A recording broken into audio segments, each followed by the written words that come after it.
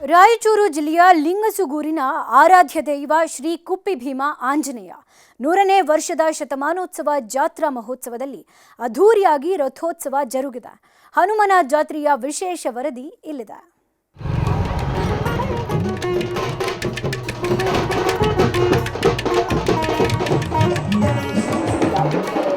ರಾಯಚೂರು ಜಿಲ್ಲೆಯ ಲಿಂಗಸಗೂರಿನ ಕುಪ್ಪೆ ಭೀಮನ ಜಾತ್ರಾ ಮಹೋತ್ಸವ ಅದ್ಧೂರಿಯಾಗಿ ನಡೆಯಿತು. ಹೂವು ತಳಿರು ತೋರಣಗಳಿಂದ ರಥ ಅಲಂಕಾರಗೊಂಡಿದ್ದು ರಥ ಬೀದಿಯಲ್ಲಿ ರಥಾಂಗ ಹೋಮ ನಡೆಸಿದರು. ಕುಪ್ಪೆ ಭೀಮನ ರಥೋತ್ಸವ ಸಡಗರ ಸಂಭ್ರಮದಿಂದ ಸಂಪನ್ನಗೊಂಡಿತು.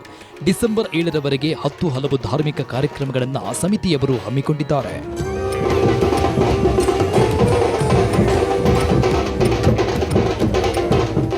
ಕಳೆದೊಂದು ವಾರದಿಂದ ದೇವಸ್ಥಾನ ಸಮಿತಿ ಸದಸ್ಯರು ಅರ್ಚಕರ ಸಹಯೋಗದಲ್ಲಿ ಪೂಜಾ ಕೈಂಕರ್ಯಗಳು ನಡೆದವು.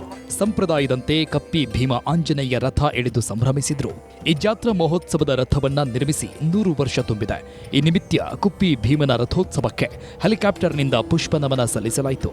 ಇನ್ನು ಜಾತ್ರಾ ಮಹೋತ್ಸವದಲ್ಲಿ ಮಂತ್ರಾಲಯ ಪೀಠಾಧಿಪತಿಗಳಾದ ಶ್ರೀ ಸುಬುಧೇಂದ್ರ ತೀರ್ಥ ಶ್ರೀಗಳು ಆಶೀರ್ವಚನ ನೀಡಿದ್ರು.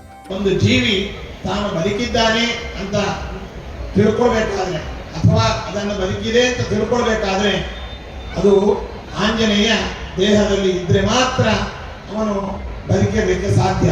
ಹಾಗಾಗಿ ಇವತ್ತು ಜಾತ್ಯತೀತವಾಗಿ ಎಲ್ಲ ಜನಾಂಗವೂ ಕೂಡ ಅನಿವಾರ್ಯವಾಗಿ ಅವಶ್ಯವಾಗಿ ತಿಳ್ಕೊಳ್ಬೇಕಾದದ್ದು, ಆರಾಧಿಸಬೇಕಾದದ್ದು ಆಂಜನೇಯನನ್ನು. ಜಾತ್ರೆಯಲ್ಲಿ ಸಾಮೂಹಿಕ ಮದುವೆ, ಸಹಸ್ರಾರು ಮುತ್ತೈದೆಯರಿಗೆ ಉಡಿ ತುಂಬೋ ಶಾಸ್ತ್ರ ಸೇರಿದಂತೆ 10 ಹಲವು ವಿಭಿನ್ನ ಕಾರ್ಯಕ್ರಮಗಳು ಗಮನ ಸೆಳೆದವು.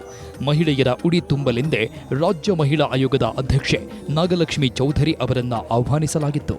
ವೇದಿಕೆ ಮೇಲೆ ಅವರಿಗೂ ಉಡಿ ತುಂಬಲಾಯಿತು.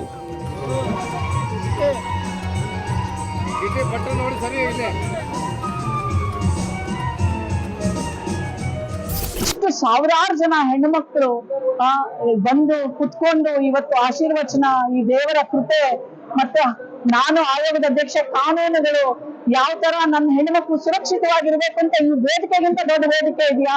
ಆ ಹೆಣ್ಣು ಮಕ್ಕಳಿಗೆಲ್ಲ ಉದ್ದೇಶಿಸಿ ಮಾತಾಡಿದ್ದು ನನಗೆ ತೃಪ್ತಿ ತಂದಿದೆ. ನಾಡಿನಲ್ಲೆಲ್ಲ ಹನುಮ ಜಯಂತಿಯ ಸಂಭ್ರಮ ನಡೀತಾ ಇದೆ.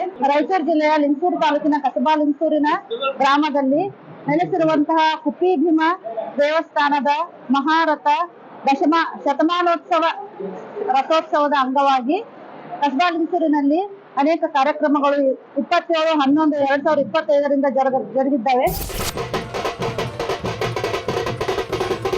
ತಮಟೆ ಬೀಟ್ಗೆ ಯುವಕರು ಹೆಜ್ಜೆ ಹಾಕಿ ಸಂಭ್ರಮಿಸಿದ್ರು. ಶತಮಾನ ರಥೋತ್ಸವಕ್ಕೆ ತೆರೆಬಿದ್ದಿದ್ದು ಜಾತ್ರೆಗೆ ಭಕ್ತರ ದಂಡೆ ಹರಿದು ಬಂದಿತ್ತು.